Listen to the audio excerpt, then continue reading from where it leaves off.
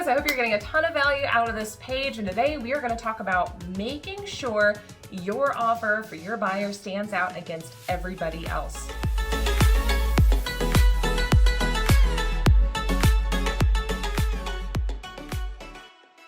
Hey guys, I'm Kayla Lindsey. If you don't know me already, I want to make sure you guys are getting engaged on this page. So please like and comment, add questions, and make sure that you're throwing some objections on here that you're getting on the phones and from your clients so we can help you handle them.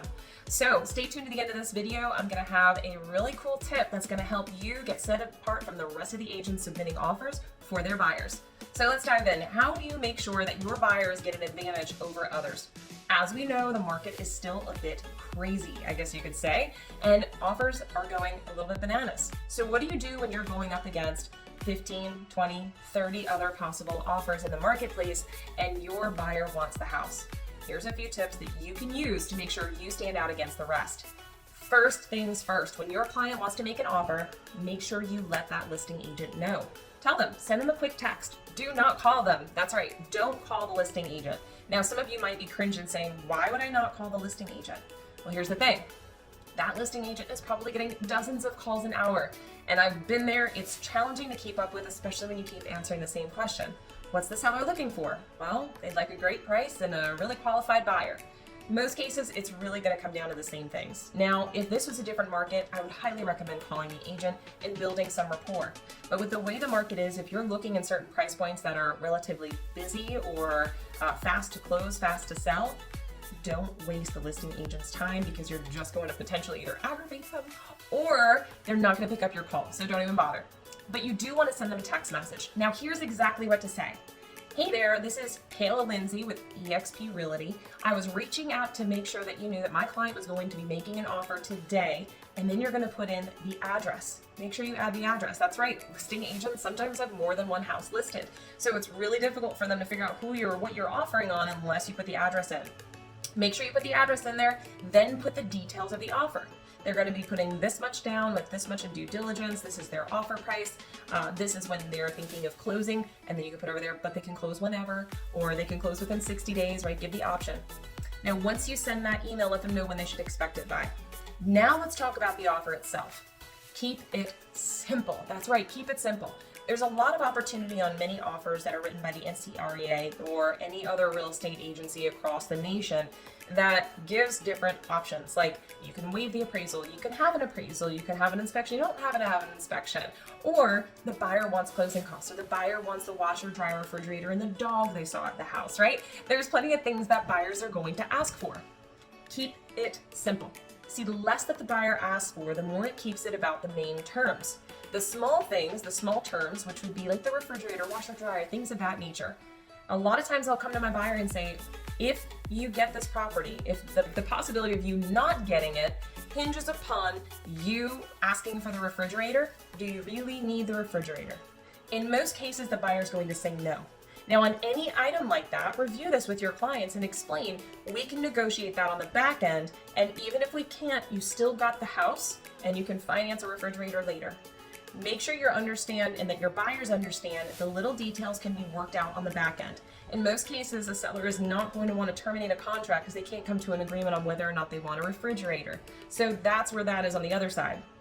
Keep it about the offer, keep it about the earnest and due diligence money, keep it about whether or not they're going to be waiving an appraisal, or if there'll be an appraisal gap. Now, I'm going to give you 2 key pieces of information at the end of this video. It's going to help you get ahead, and that's a little bit of a prelude to one of them. Now, once you have this offer signed, you need to send the email. Now, this is really important, so please make sure to remember this. When you send the email, the subject line needs to be very straightforward. Offer to purchase on, and then have the address. Now, in the body of the email, you want to keep it short and simple. That's right. At this time, with the way the market is, sob stories of this is their 15th home they've made an offer on doesn't make as much of an impact anymore. I'm sorry, but it just doesn't. Now, if you really need to add that, do it, but keep it mostly about the offer. Hey there, my clients looked at this property. They absolutely love it. They want to make an offer. Please find the offer attached below are the details. And this is where I put in additional items. So when you're putting in the actual date on the contract of when they want to close, if they have a range of dates that they can use, make sure you say they put in here that it's going to be October 10th, but they can close any time between October 1st and November 31st. So please just let your seller know we had to put a date in there, but we're really flexible. This is the place where you put that. Now make sure you're not bunching it up in a giant paragraph either. Make that its own paragraph. This way it stands out so that the agent is going to see it. In addition, you could put it in bold that says other options for closing date and put that in bold, all right? Make sure it stands out because it's not going to be in the actual offer itself. The other thing you might want to put in bold and allow it to stand out is little things, right? It could be, hey, this is my client's 15th offer on a home. If there's anything we can do, please let me know. That might be the place to put that, but don't go into too much detail. And the next thing you're going to want is to make sure you put a brief summary of the offer itself in the email. I know it sounds excessive, but when you're going through it, agents are popping in and out of their email to see what offers are coming in, and they're going to want to see what's going on. Now, here is a very important part. Are you listening? Do not send offers from Dotloop, SkySlope, DocuSign, any of those systems. See what happens on the other side, it looks very unorganized to the listing agent. In fact, sometimes you can downright just not even open the offer. That's right, I've had it happen on my side where people have sent from DocuSign and the documents don't even open. This is not a good thing for your buyers. In addition, it doesn't put your best foot forward as an agent if I have to go to another system to open your offer. When you're sending offers, you must put all of the offer documents in a PDF format. That's right.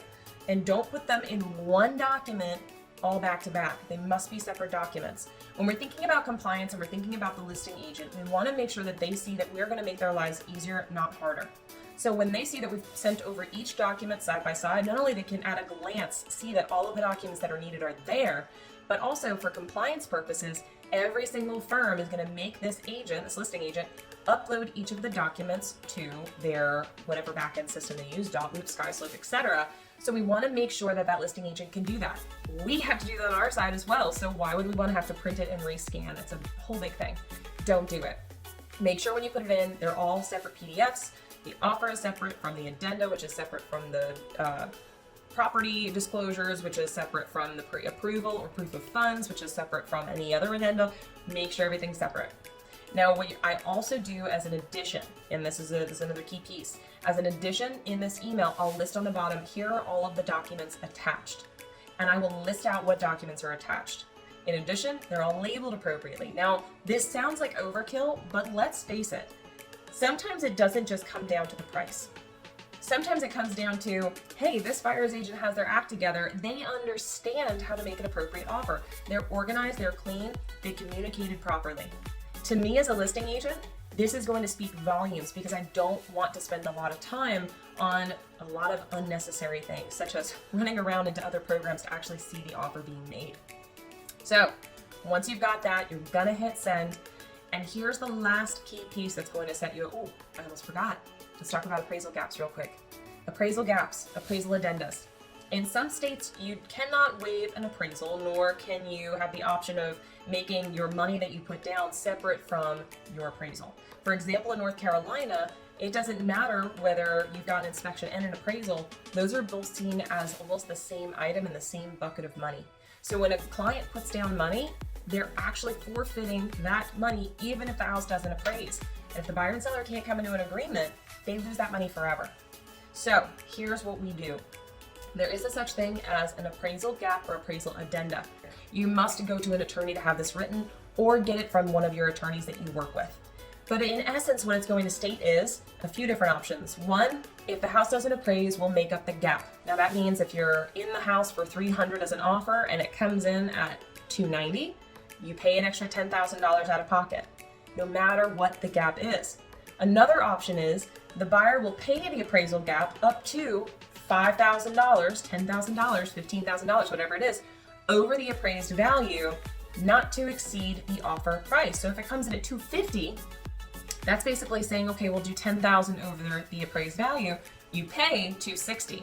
So the buyer comes out of pocket $10,000. What this is doing is it's creating an agreement up front as to how the appraisal will be handled. It's a way that a lot of agents have mitigated the fact that this is not in our national or state contracts, and instead we have to come up with another addenda.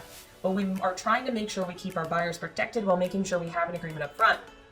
Now, one of the other things to mention is you can also have in that addenda, written by an attorney, you can have in that addenda that the buyer will receive any funds back pertaining to the seller not agreeing to the reduction of that price or not agreeing to the addendum once it's already in play. So make sure you're protecting your client, but make sure you're very upfront with what your buyer is willing to do. You might not win all of them, but it's going to set you apart. Now here's the last key piece, and then I'll let you go. Once you make the offer, you want to text the agent and say, hey, once again, this is Kayla Lindsey with XYZ Real Estate Company. I just wanted to let you know I've just submitted an offer on ABC 123 Main Street. Right, gotta put the address. They do have multiple listings sometimes. I know, crazy. We just put an offer in on ABC Main Street, and I wanted to make sure you received the offer. It was for $250,000. It came from the email Kayla at, and I have the TrueLaneGroup.com. Put your email in. This way they can go search that email and make sure they got it. And the last thing you want is for the agent to not receive your email, and a lot of them don't respond to say that they've received it, right? So you're just sitting there going, I hope they got it. Make sure you send them the text message with your name, your offer, the property that it was being offered on, and your email address so they can find it. Make sure you get that response, say thank you, and we hope for the best. I hope this was a lot of value for you guys. I know I went a little longer than I anticipated, but follow these steps to make sure you stand out amongst other agents that are putting in offers and help your client get their offer accepted. If you guys have not already done so, also follow us on the Hustlers in Real Estate, Hustlers in Real Estate page. That's our business page for even more information over there. But I will see you guys again here soon. Make sure to drop some comments below and I'll get back to you and answer them, or other members in the group have at it. I'll see you guys soon. Thanks so much.